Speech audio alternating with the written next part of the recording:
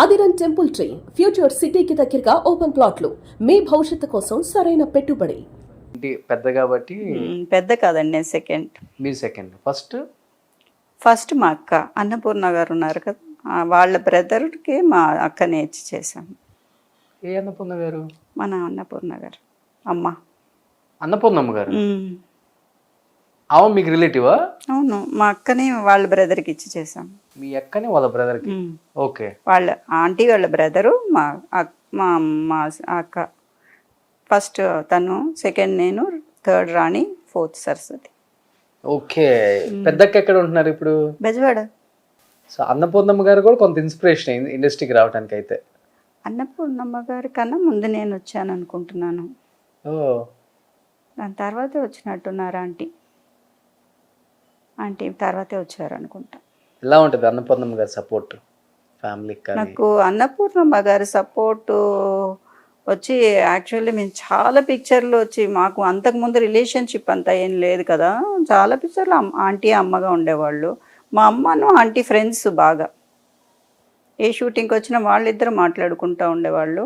వాళ్ళిద్దరు మంచి friends. Aunty అంటే నాకు భయం, కొంచెం పెద్ద ఏజ్ కదా, భయం. నేను ఎక్కువ మాట్లాడను, భయపడుతూ ఉంటాను. ఆంటీకి ఇప్పుడు కూడా భయమే నాకు ఆంటీ అంటే. ఆంటీ బాగా పాపం ఫ్రీగా మాట్లాడతారు, చాలా ఫ్రీగా ఉంటారు ఆమె, చాలా ఫ్రీగా ఉంటారు.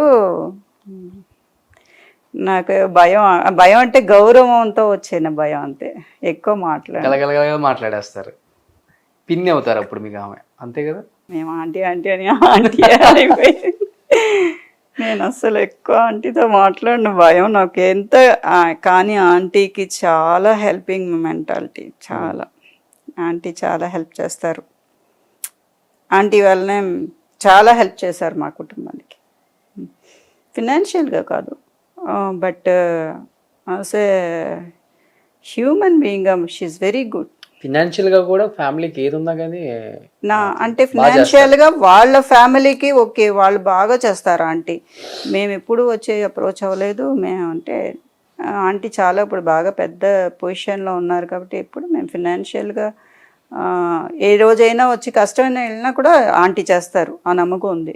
దట్టు తమ్ముడు అంటే చాలా ఇష్టం ఆమెకి. చాలా. వాళ్ళ పిల్లలన్నా ఒకళ్ళు ఎక్కడో కెనడాలోనో యుఎస్ లోనో ఉంటారు. మా అక్క కూతురు యుఎస్ లో ఉన్నారు, బాబు ఇక్కడే ఉన్నాడు.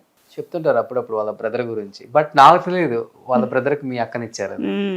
ఓ, ఇది నాకు తెలిసి చాలా మంది ఆడియన్స్ కూడా తెలియదు. చెప్పాను ఆలిగారి ప్రోగ్రామ్ లో కూడా. అవునా? ఓకే. బట్ మీ ఫ్యామిలీలో బాగా షైన్ అయిన యాక్టర్స్ లో మీరు ఫస్ట్ ఉంటారు, తర్వాత రాణి గారు ఉంటారు, సరస్వతి గారు తర్వాత తగ్గించేశారు ఉండగా. ఇప్పుడు రాణి గారు ఏం చేస్తున్నారు మేడం? రాణి గారు తమిళ్ సీరియల్స్ అన్ని చేస్తున్నారు. సన్ టీవీలో బెస్ట్ విల్లీగా 3 times అవార్డు తీసుకున్నారు. She is busy. సో మీరు తమిళ్ టచ్ చేయలే ఇంకా? తమిళ్లో కదా ఇప్పుడు మొన్నటి వరకు సీరియల్స్ అన్ని అదే అప్పుడు చేశారు, ఇంకా టచ్ చేయలే మళ్ళీ? ఇప్పుడు ఏమీ చేయట్లేదు, అదే చెప్తున్నాను కదా, ఒకటి 3 years గ్యాప్ వచ్చింది. బట్ వరలక్ష్మి గారు ఏ సపోర్ట్ లేకుండా నాన్న బ్లైండ్గా వచ్చేసారు ఇండస్ట్రీకి. మీకు అనుకోకుండా అవకాశాలు వచ్చాయి, బట్ ఇండస్ట్రీలో అవకాశాలు ఎంత బాగుంటాయో పాలిటిక్స్ కూడా అంతే ఉంటాయి. మనల్ని తొక్కాలని లేకపోతే ఏదో విధంగా ఇబ్బంది పెట్టాలని చూసే వాళ్ళు ఎక్కువ మంది ఉంటాయి. వాళ్ళు అని చెప్పుకుంటుంటే వింటమే మనం. మీ విషయంలో ఎప్పుడు జరగలేదు అలా? పాలిటిక్స్ అంటే నాకు బిహైండ్ స్క్రీన్ ఎప్పుడు బాధపడిన సందర్భాలు లేవా మీరు? లేదు, నాకు అలాంటి బిహైండ్ స్క్రీన్ అంటే మా నాన్నగారు ఉండేవాళ్ళు కాబట్టి నాకు ఫుల్ అండ్ ఫుల్ ఆయనే చూసుకునేవాళ్ళు. నాకు అంత ఏమీ నా దాకా ఏది వచ్చేది కాదు. ఇన్ కేస్ అది ఏమైనా వచ్చినా కూడా నాకు తెలిసేది కూడా కాదు. కొంతమంది మాట్లాడుకుంటే కూడా అలాగా అనుకునేదాన్ని, కానీ నాకు అసలు అది అంటే అలాంటివన్నీ తెలియదు. చిన్నప్పుడే వచ్చేసాను. పెద్ద అయ్యాక ఏమన్నా ఇబ్బందులు పడ్డారా? అంటే ఎక్కువ ఈ సిస్టర్ సీన్స్కి చేజింగ్లు ఉంటాయి, కొట్టే సీన్లు ఉంటాయి, ఎక్కువ ఇవి ఉంటాయి. ఎంత నెమ్మదిగా చెప్పారు, ఎంత నెమ్మదిగా చెప్పారు. ఓమో, చాలా. నా ఒళ్ళంతా ఎన్ని గాయాలు ఉన్నాయో నాకే తెలుసు.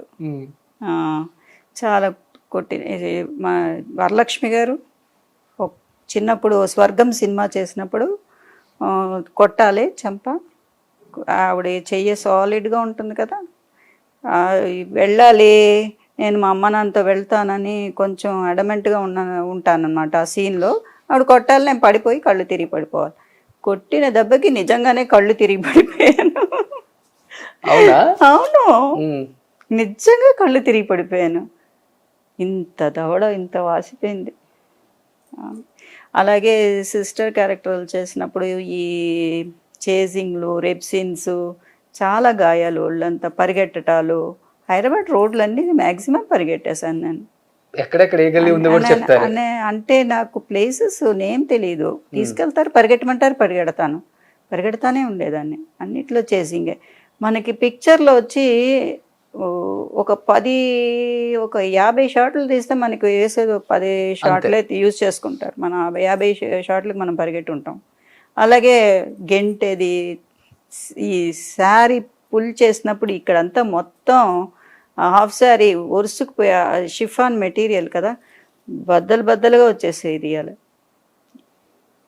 అలాగంతా ఉంటుంది. చాలా కష్టపడ్డా.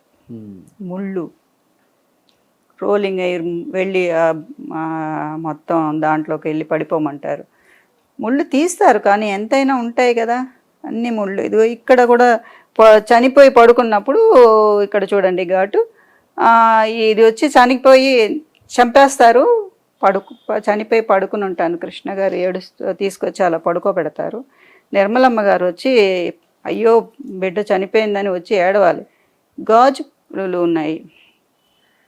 ఆవిడ వచ్చి పరిగెట్టుకుంటూ వచ్చి పడి నా మీద పడి ఏడుస్తున్నారు. గాజు దిగిపోయింది ప్రసాద్ స్టూడియోలో ఇక్కడ చెన్నైలో, నాకు దిగిపోయింది. అయినా నేను కదల్లా, అలా పడుకునే ఉన్నాను. శవం అంటే కదలకూడదు కదా, దిగిపోయింది. ఆవిడ పాపం చాలా ఎమోషన్గా ఏడుస్తున్నారు నిర్మలమ్మ గారు. అయిపోయింది, షార్ట్ కట్ అయిన తర్వాత అమ్మా లెగండి అంటే లెగిస్తే ఏమైంది అంటున్నారు. లెగిస్తే గాజు పెంకు లోపలికి దిగిపోయి రక్తం వస్తూ ఉంది. తీసుకెళ్ళి ఎదురుగుండా హాస్పిటల్కి తీసుకెళ్ళి ట్రీట్మెంట్ చేసి. అప్పుడంతా డూప్స్ కూడా ఉండవు కదా? డూప్స్ కూడా ఉండవు, ఒరిజినల్ గా మనమే చేయాలి. పెద్ద హీరోస్కే డూప్ వాళ్ళు అంతగా యూజ్ చేయరు, పెద్ద వాటికి యూజ్ చేస్తారు వాళ్ళు. బట్ ఇంకా మనలాంటి వాళ్ళకి ఆప్షన్ ఉండదు. ఫస్ట్ చేయమ్మా అంటారు. బట్ ఈ బాధలన్నీ మనకి పడ్డ వాళ్ళకే తెలుస్తుంది కదా. తెలుస్తుంది. స్క్రీన్ లో కూడా చాలా అందరు బాధపడేవాళ్ళు. ఈ అమ్మాయి పాపం చాలా దెబ్బలు తినింది, చాలా ఇది అమ్మాయి పరిగెట్టింది.